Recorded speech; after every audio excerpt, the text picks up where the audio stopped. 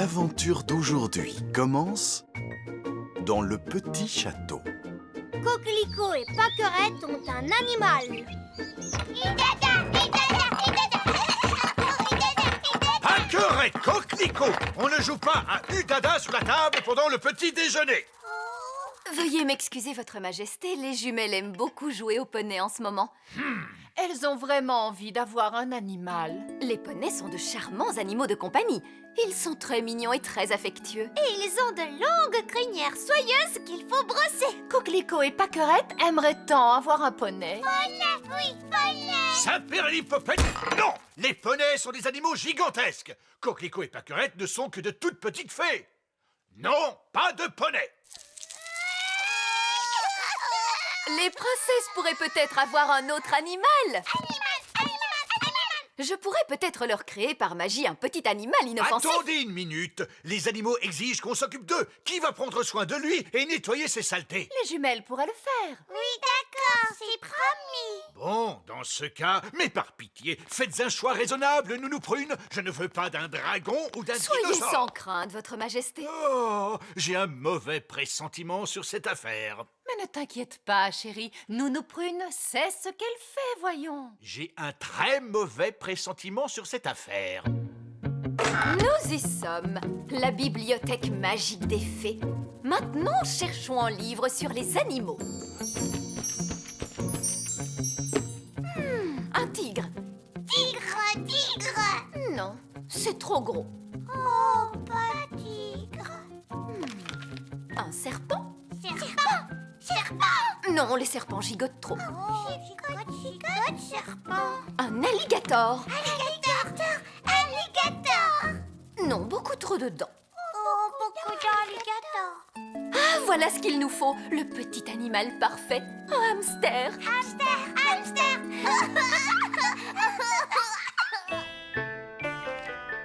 Je me demande quel animal Nounou Prune a bien pu choisir pour les jumelles. Tant que c'est un petit animal, cela m'est égal. Puis-je vous présenter le nouvel animal de compagnie des princesses?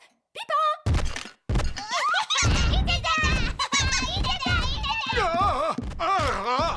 Non, Votre Majesté, Pipin est un adorable petit hamster. Comme il est mignon.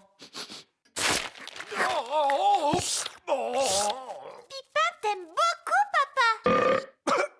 Oh, il est tout à fait adorable, n'est-ce pas? Adorable n'est pas tout à fait le mot que j'ai en tête. Je crois qu'il serait plus heureux s'il vivait à l'extérieur. Bien, Votre Majesté. Arrière, va-t'en, Pipin. Ils sont gentils tant que vous ne leur montrez pas que vous avez peur. Va-t'en, Pipin. Allez, va-t'en, arrière. Et voilà, Pipin. Bienvenue dans la cour du château, c'est ta nouvelle demeure. J'espère que Pipin ne va pas trop s'ennuyer à vivre ici. Nous lui donnerons quelques jouets. Et les hamsters aiment beaucoup la paille. Est-ce qu'on peut donner à manger à Pipin, Nounou Prune? Magie. Oui, et aussi à boire. Avec tout cela, Pipin devrait vraiment se sentir chez lui.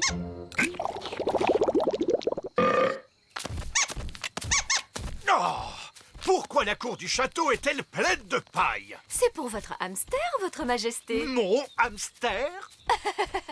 Comme c'est drôle, la cour du château ressemble à une cage de hamster. Oui, très amusant. Pourquoi faut-il qu'il tourne en rond sans cesse comme cela? Les hamsters aiment tourner en rond. Salut, Ben. Salut, Gaston. Salut, Oh non, Pipin s'est échappé. Oh, oh, comme c'est triste. C'est d'une tristesse infinie. Pipin. Nous avons perdu Pipin. C'est un épouvantable coup du sort. Pipin s'est enfui et il nous a quittés à jamais. Attendez, Roi Chardon. Je peux vous ramener votre hamster. Oh, ne te donne pas ce mal, Ben. Mais il n'y a aucun mal. Les elfes sont très forts pour retrouver les hamsters. Et je suis un elfe. Tu es prêt, Gaston? Ah,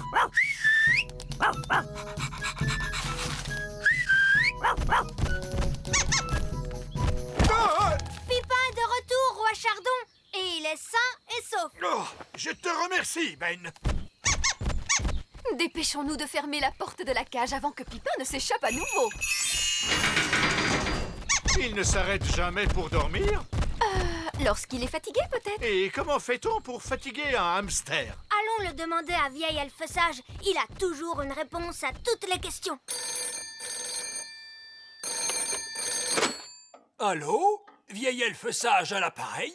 Comment faites-vous pour fatiguer un hamster? Un hamster? Le hamster de compagnie de Roi Chardon. Nous aimerions le voir fatigué. Ah, je vois. Ce qu'il vous faut, c'est une roue. Une roue? Que vais-je faire d'une roue? Attendez un peu et vous le saurez. J'arrive tout de suite.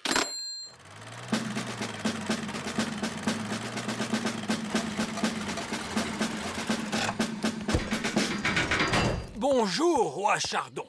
Alors, dites-moi, où est-il, votre hamster? Mon hamster? Le voici, c'est Pipin. Oh, Pipin a l'air de beaucoup vous aimer. vous m'envoyez tout à fait charmé. Vous pouvez apporter la roue. D'accord, d'accord. Saperlipopette, où comptez-vous mettre cette chose hideuse? Oh, qu'est-ce qu'on ne ferait pas pour son animal de compagnie, n'est-ce pas, Roi Chardon? Ce n'est pas mon animal! Très bien, descendez la roue dans la cage du hamster. La cage du hamster, c'est comme cela que vous appelez mon château? Posez la roue au milieu de la cage du hamster, Monsieur Elfe. Pipin! Pipin, viens!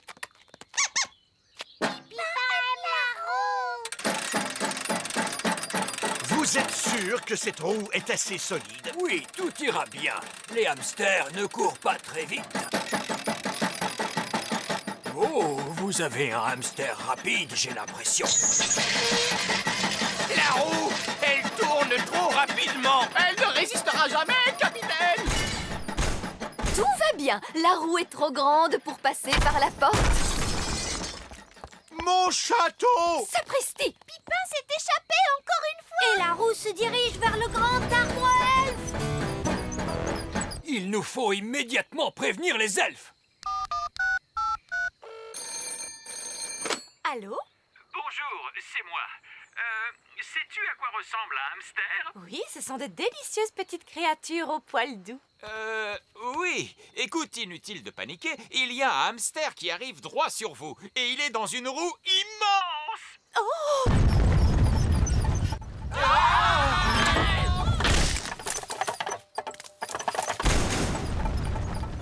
Regardez, il est reparti en direction du petit château. Nous avons été épargnés, mais cette méchante roue est retournée d'où elle venait à la vitesse de l'éclair. Il y a une bonne et une mauvaise nouvelle. Quelle est donc la bonne nouvelle? La roue a heurté le grand arbre elfe, mais personne n'a été blessé. Quelle est la mauvaise nouvelle? La roue revient vers nous à la vitesse de l'éclair. Venez tous vous réfugier dans la tour! Sauf qui peut.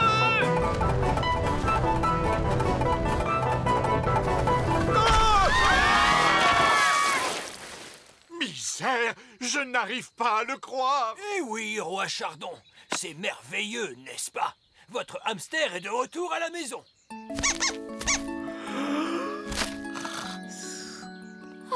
Pipin est bien fatigué. Vous voyez, la roue a été efficace. Maintenant, nous savons le genre d'exercice qu'il faut tous les jours à Pipin. Un aller-retour au grand arbre elfe. Non! Pipin doit s'en aller. Allez, dehors! Mais Coquelicot et Pâquerette aiment Pipin.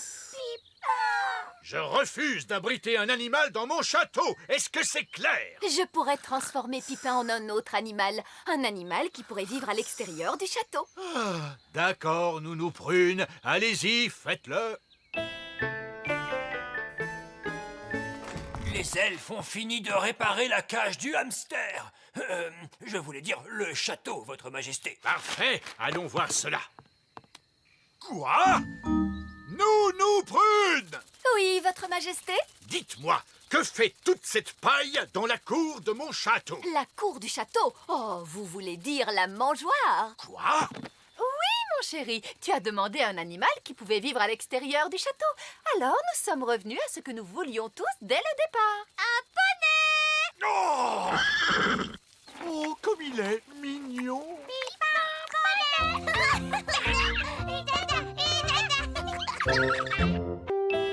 L'aventure d'aujourd'hui commence dans le petit château. Le pivert.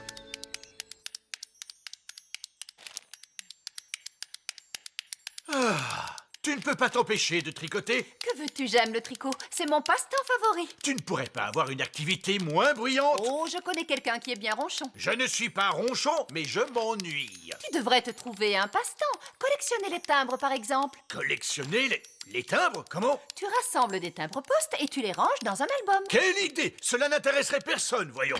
Vous pourriez aussi regarder passer les trains. Vous regardez les trains et vous notez leur numéro dans un livre. Personne ne voudrait faire une chose pareille. Tu pourrais le faire avec les oiseaux. Tu me vois en train d'observer les oiseaux et les noter dans un livre? Mais oui, je te vois très bien. J'adore les oiseaux. Essaye, papa, s'il te plaît. D'accord. Que faut-il que je fasse? Tout d'abord, il vous faut des jumelles, un badge d'ornithologue amateur et bien sûr un livre. Bienvenue dans le monde des ornithologues amateurs. Observez bien les oiseaux et cochez-les dans ce livre. C'est entendu. Je veux bien essayer. Oh, un oiseau! À quelle espèce appartient-il, papa? C'est un rouge-gorge. Oui, un rouge-gorge. J'ai vu un rouge-gorge. C'est plutôt amusant. Oh, je vois un autre oiseau. À quoi ressemble-t-il, cet oiseau? Pour commencer, il a un long bec pointu.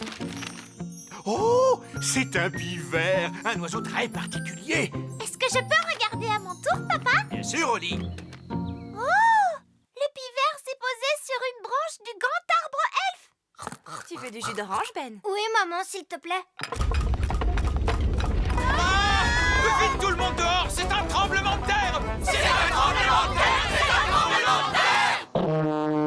Ce n'est pas un tremblement de terre. C'est pire qu'un tremblement de terre. C'est un pivert. Regardez. Il frappe du bec contre l'arbre. Il a fait un trou. Et il s'est glissé à l'intérieur. Ouf, il n'est pas dans mon appartement. Il n'est pas chez moi non plus. Notre porte est bloquée. Attends mon garçon, laisse-moi essayer. Il semblerait que nous ayons retrouvé l'oiseau. Que tout le monde reste calme. Surtout pas de panique. Ah! Vite, tout le monde dehors! Courons nous mettre à l'abri.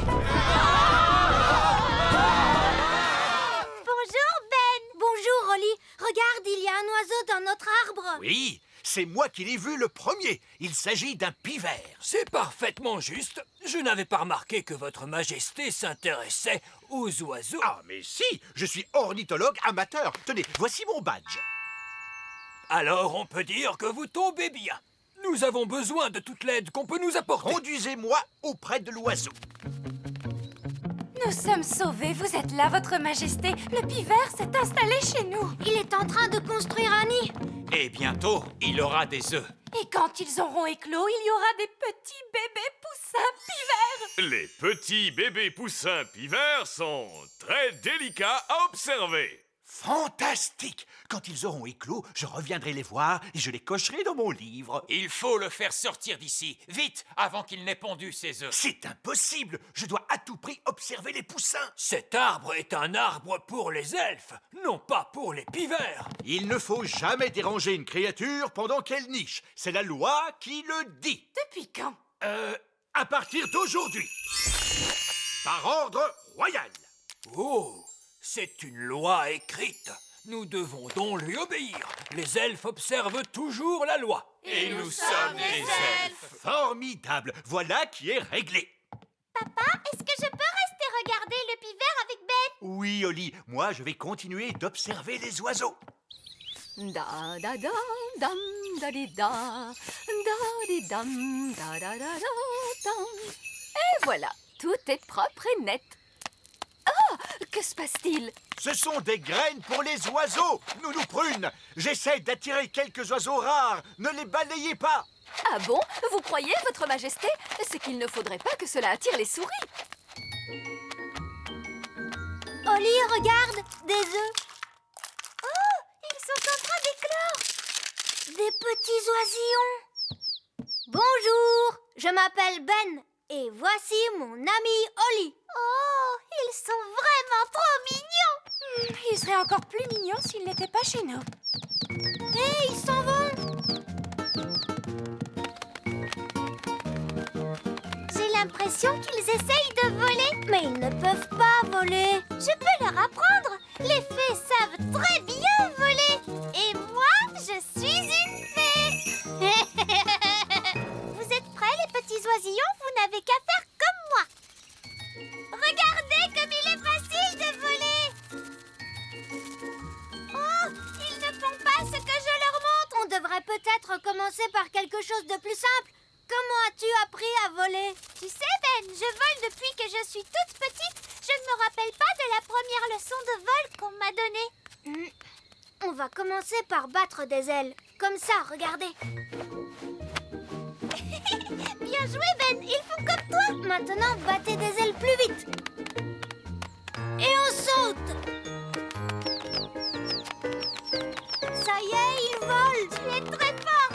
Tu as réussi à leur apprendre à voler alors que tu ne sais même pas voler toi-même. Au revoir, les oiseaux. Ça y est, ils s'en vont. Au revoir, mes petits oisillons. Tu ne vas pas me dire qu'il te manque maintenant. Non, c'est que j'ai seulement une poussière dans l'œil. Les oisillons sont-ils sortis de l'œuf? Je veux noter l'événement dans mon livre. Ils se sont envolés, papa. Et c'est moi qui leur ai appris à voler. Oh! Les ornithologues amateurs ne peuvent observer les oisillons pivers qu'à une seule occasion et durant peu de temps. Et vous l'avez manqué. Ce n'est pas juste. Maintenant, il ne me reste plus rien d'intéressant à observer. Allô? Roi Chardon, il y a un nid très bizarre dans le petit château. Un nid? Très bien, j'arrive tout de suite. Nounou Prune, où est le nid? Il est en plein milieu de ma cuisine, c'est un... Ne me dites rien, Nounou Prune. Je veux le découvrir moi-même. Waouh, c'est un très grand nid. Il ne peut pas rester dans ma cuisine. Nounou Prune, ma loi dit qu'il ne faut jamais déranger une créature pendant qu'elle niche. Majesté, Chut, c'est un... Nounou Prune, c'est mon passe-temps, ce n'est pas le vôtre. C'est à moi de le nommer. Waouh, il a de grands yeux perçants. Des yeux perçants. Cela pourrait être un merle aux yeux perçants. C'est sûrement un oiseau rare. Oh, on dirait qu'il a une moustache. Une moustache. Il pourrait s'agir de la grive à moustache. Il a aussi une longue queue couverte d'écailles. Une queue couverte d'écailles. C'est un oiseau tellement rare que je ne le connais même pas. J'ai découvert un nouvel oiseau. Je dois lui trouver un nom. L'oiseau roi Chardon. Puisque vous le dites, votre majesté, mais je ne veux pas de cet affreux rongeur qui sent mauvais. Nounou Prune, voilà une drôle de façon de parler de l'oiseau roi Chardon. Il faut lui laisser couver ses œufs tranquillement. Je ne pense pas que les rats couvent des œufs. Des rats? C'est un rat! Ah, vous avez des rats! Débarrassez-vous de lui. Tout de suite. Pousse du balai, va-t'en. Vilain rat qui ne sent pas bon. Non, votre majesté. L'oiseau roi Chardon doit être autorisé à rester dans cette cuisine. Comment? C'est votre loi qui le dit, majesté. On ne doit pas déranger un animal pendant qu'il niche. C'est moi qui ai dit cela? Oui, c'est toi, papa.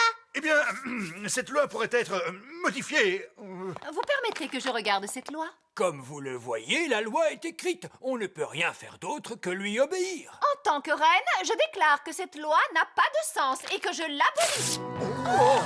Maintenant, veuillez emmener ce rat loin de mon château. Nounou Prune, vous qui parlez le rat, demandez-lui de partir, s'il vous plaît. Voyons, comment dit-on allez-vous-en, rat? Ah, ça y est. Veux-tu sortir de ma cuisine, vilain rat? Tu as fait de la peine à ce pauvre rat. Je crois que j'arriverai à m'en remettre. Pourquoi faut-il que le tricot soit une activité aussi bruyante? Que se passe-t-il? C'est génial, regarde. Les bébés pivers sont là. Cette fois, vous pouvez le marquer dans votre livre. Oui, en effet, ils sont adorables. Honnêtement, mon chéri, pourquoi faut-il que tu aies un passe-temps aussi bruyant.